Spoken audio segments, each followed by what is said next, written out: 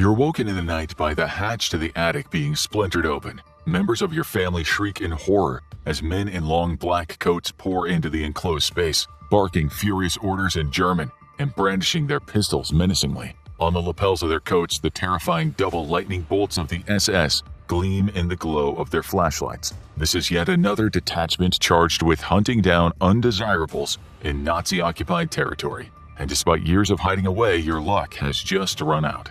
You and your family are manhandled out of the attic and dragged out into the street, kicking and screaming, before being tossed into the back of a military vehicle at gunpoint. If you try to escape, they'll kill you. But death may be a reprieve compared to what awaits you in the horrors of a Nazi concentration camp. As a Jew or one of the other many minority groups persecuted by the Nazis in the 1930s and 40s, if you were caught by the SS or the Gestapo, you were generally persecuted, beaten, captured, and then sent to a concentration camp. While the possibility of you being snatched off the streets for the simple crime of being a Jew is already a concern, what's more haunting is you never can tell when it'll happen.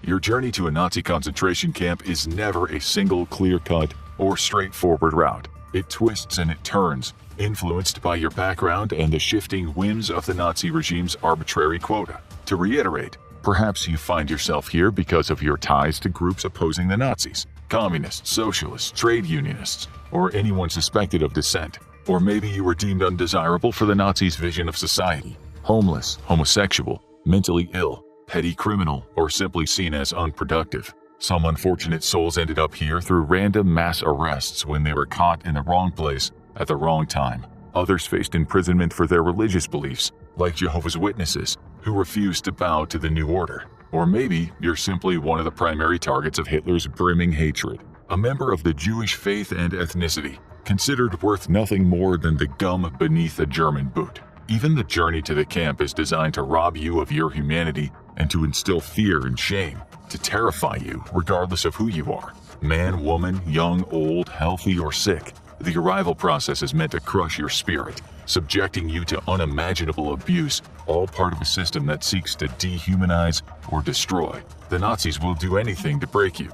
Once taken, you're forcefully loaded into vehicles, whether trains or trucks, and transported to a concentration camp chosen by the soldiers. In this vehicle, you'll meet other Jews of all ages, cowering in fear, eyes filled with terror. There's barely enough space in the vehicle, and chances are there will either be a very small window or no window at all. You are denied water, food, and even the basic decency of toilet facilities. If you or the many other prisoners crammed in the tight space like animals need to relieve yourself, you're provided a bucket and nothing more. Without food or water, you're starved and dehydrated, stuck in a claustrophobic square, filled with the smell of vomit, excrement, and the tangy smell of dread. The uncertainty of where you're being forcefully taken to grips you like a vice you cannot extricate yourself from. This journey you're forced on can take days, filled with suffering and an inability to do anything in the face of anxiety and terror that comes from the void of genocidal tyranny. Sometimes being transported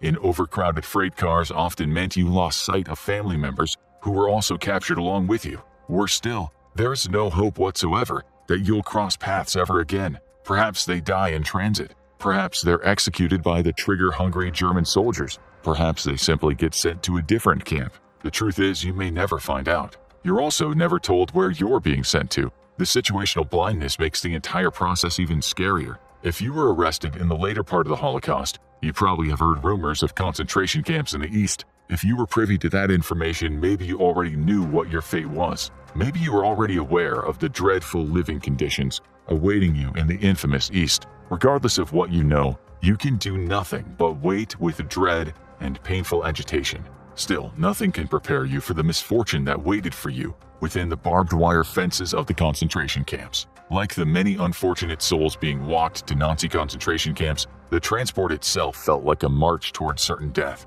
However, whether by a stroke of bad luck or mercy, you or some other prisoners tightly packed into the airless freight vehicles or trucks may not make it to the dreadful camps. You see, transport conditions were often lethal and inhumane, without access to food and water, and with the only toilet facilities for long-distance trips being a bucket. The airless transport trucks where the prisoners are crammed in are filled with the aforementioned overpowering smell of vomit, urine, and excrement. Hence, many prisoners died en route to the camps due to dehydration,